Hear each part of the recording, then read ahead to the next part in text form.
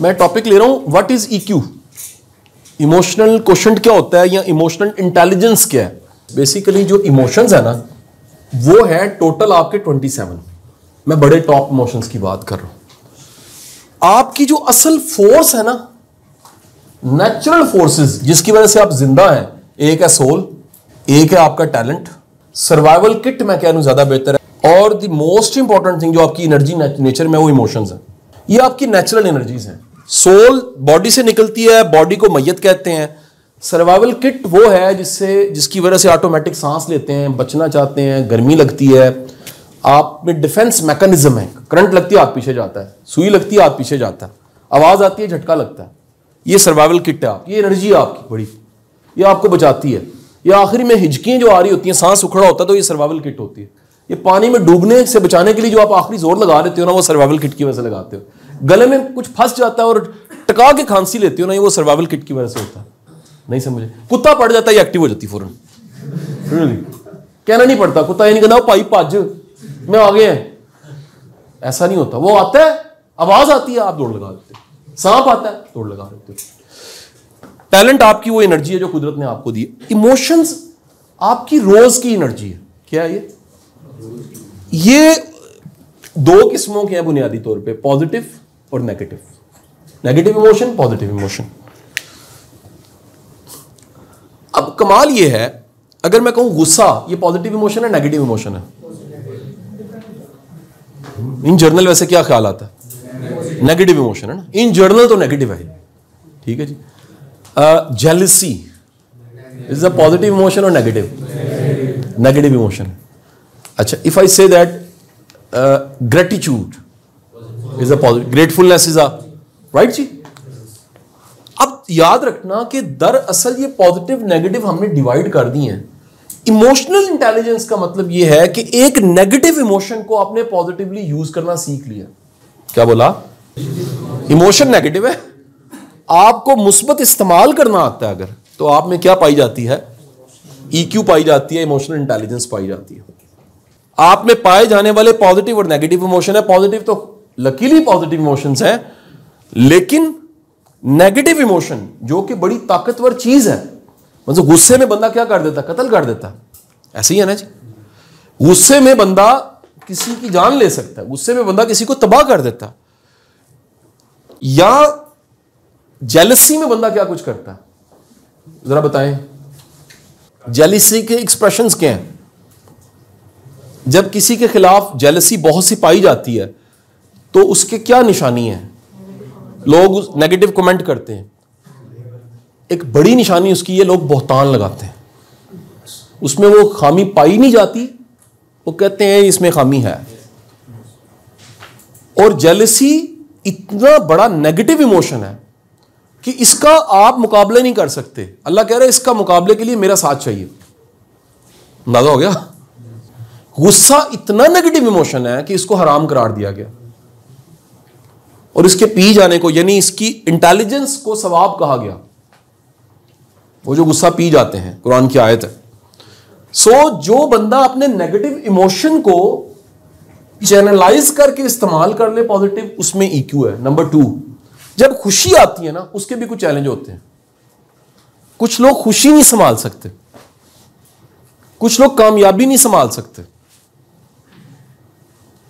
अपने positive emotion को भी इमोशनली कंट्रोल करके पॉजिटिव लेकर चलना is also called emotional intelligence. Like पैसा आ गया, एक महल्ले में घर में पैसा आ गया, मुंडा बाहर गया सी पैसा कमा के ले आने लग पिया। उन्होंने क्या, यार साड़ी गड्डी हुण गलत पार्क होएगी, जाओ जो करना कर लो। होता ना, उन्होंने डेक लाया, महल्ले वाले कह रहे हैं यार बस कर दो, जाना नहीं, तानू की साडा डेक है कि नहीं है जी। हर चीज में शो ऑफ, हर चीज में दिखावा। अब वो असल में क्या हो रहा है? नाकामी नहीं मसला, कामयाबी नहीं संभाली जा रही। तारीफ कर दें आप किसी की, उसको लगेगा है। नॉर्मल बंदे को लगता है यार इसकी मेहरबानी है, बस अल्लाह का करम, अल्हम्दुलिल्लाह रब्बिल। वो कहेगा नहीं यार कम किया, थोड़ी और करो। कुनी मारे कहते और करना, मजा आ रहा। शदीद क्रेविंग नहीं होती मीठे की। कईयों को उधर बंदा बेहोश हो गया, पक्की चलो। कुछ लोग इतने तारीफ के भूखे होते हैं।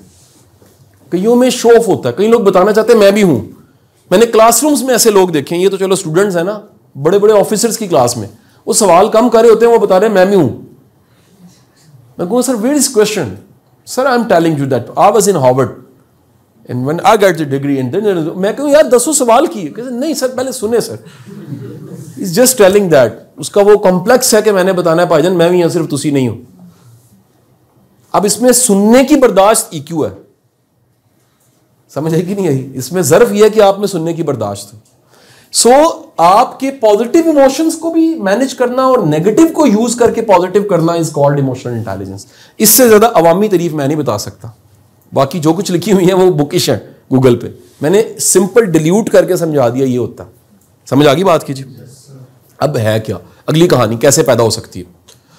देखो ये बिल्कुल वैसी पैदा होगी जैसा हमने जो कुछ नेचुरल सीखा था, ये वैसी नेचुरल सीखी जा सकती है। पॉइंट नंबर 1, ये लेक्चर स्लाइडों से नहीं पैदा हो सकती।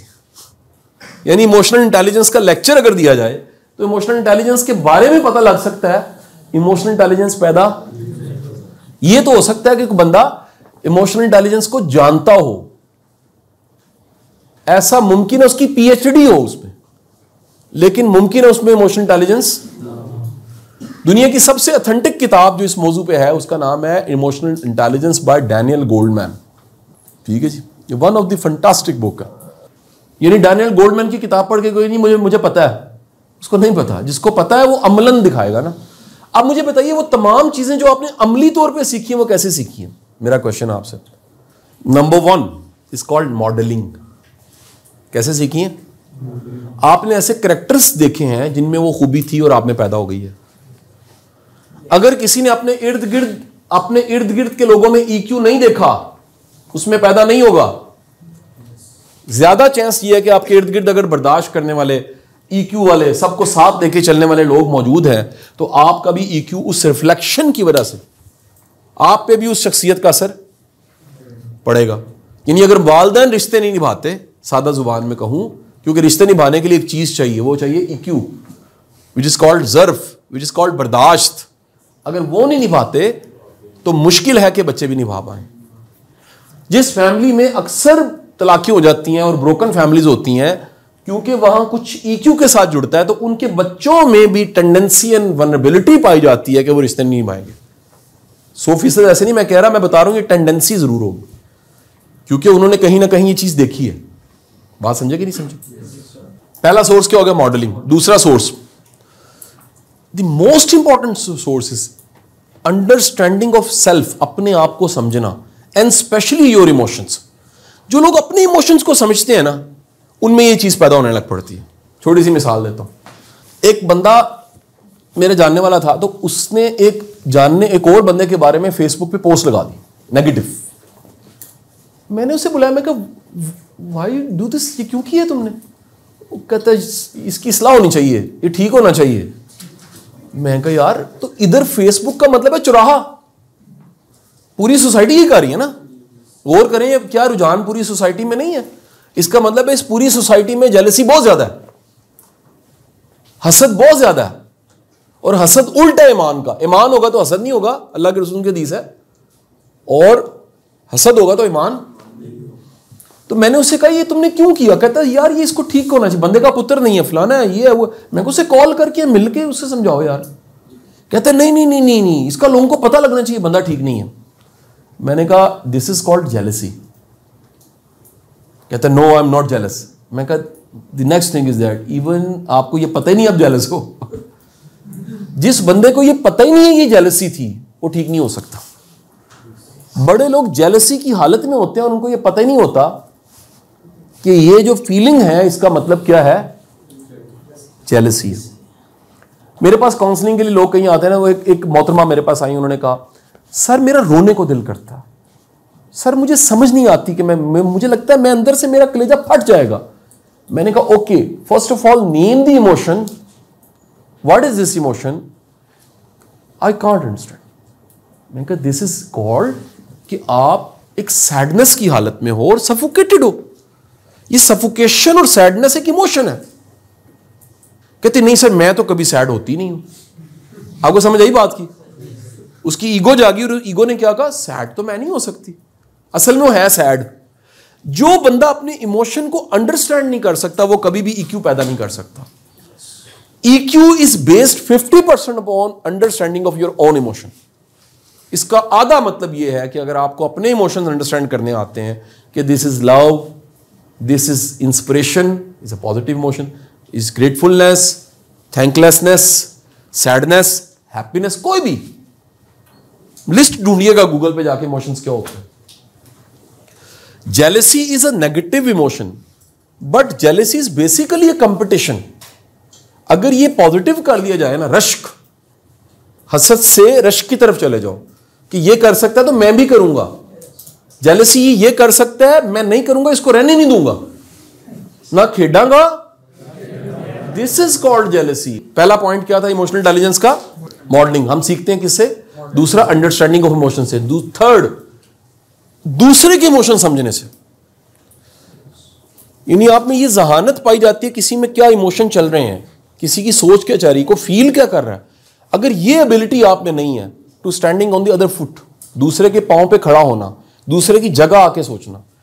बेरहमी क्या होती है बताएं जी? बेरहमी की तारीफ यह है कि आप में ये सलाहियत नहीं है कि अगले की जगह आके सोच सकें। रहम क्या होता है?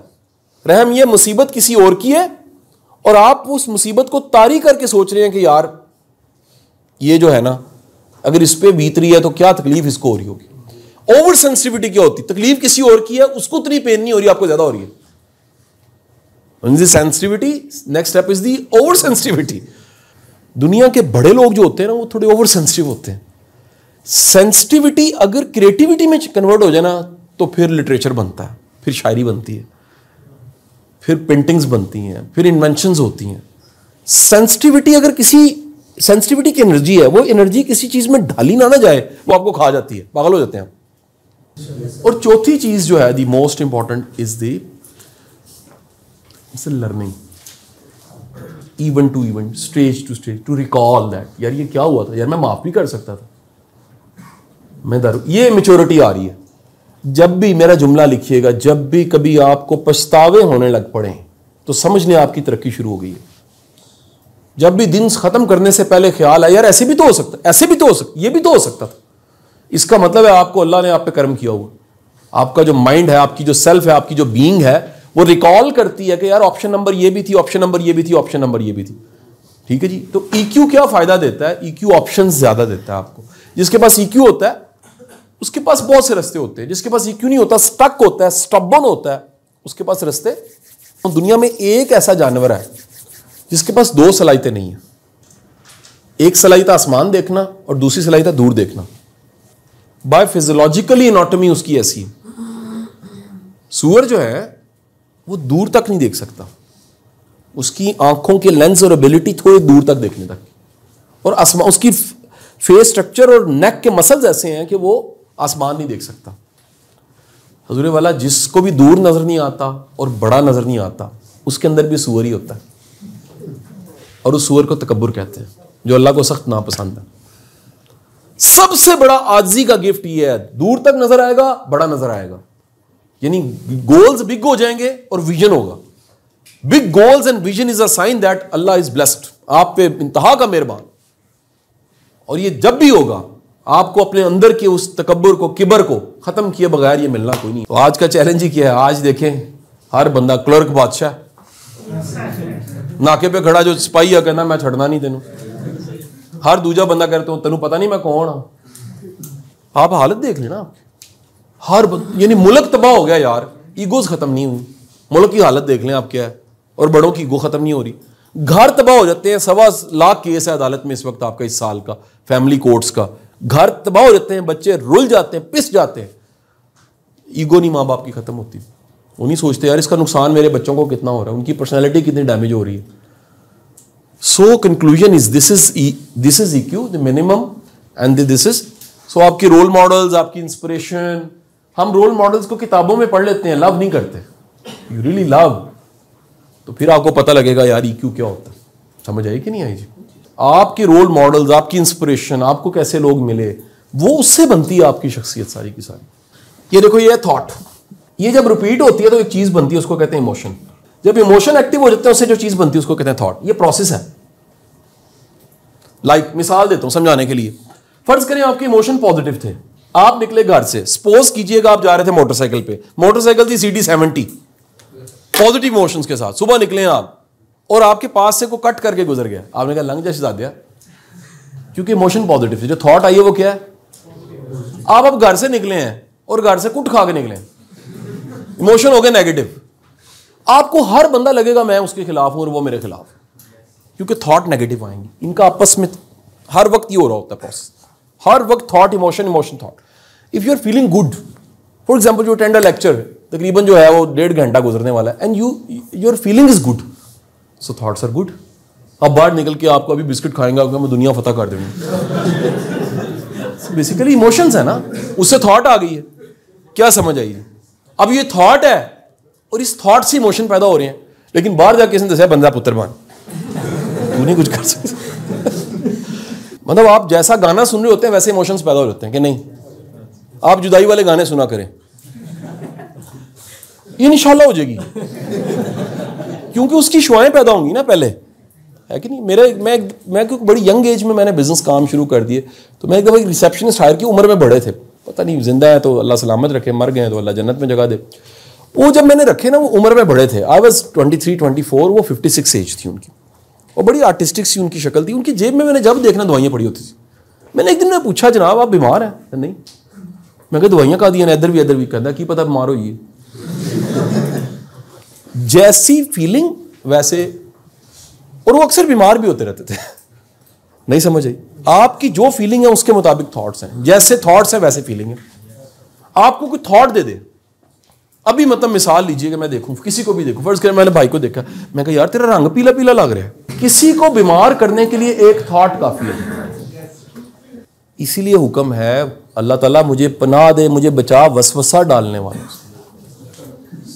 सर बाज लोग एक्सपर्ट होते हैं, उनके पास नेगेटिव एनर्जी होती है, इमोशन नेगेटिव होते हैं, वो सिर्फ थॉट ऐसे छोटा सा टीका लगाते हैं, आप उसके बाद वो थॉट चलना शुरू हो जाएगी, च्यू च्यू च्यू, जैसे गाय जुगाली कर रही होती है, माइंड भी काऊ की तरह जुगाली करता है। शाम तक आपकी फीलिंग हो जाएगी मैं बीमार हूं,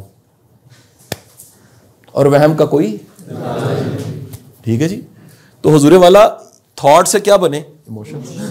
अब आप बातें क्या कर रहे हैं? सारे कह रहे हैं पुत्र तू इंशाल्लाह इंजीनियरिंग कर ले, तेरा ब्याह कराना। मैं तो मर जाना, ब्याह क्यों कराना? क्योंकि फीलिंग ताड़ी नेगेटिव है।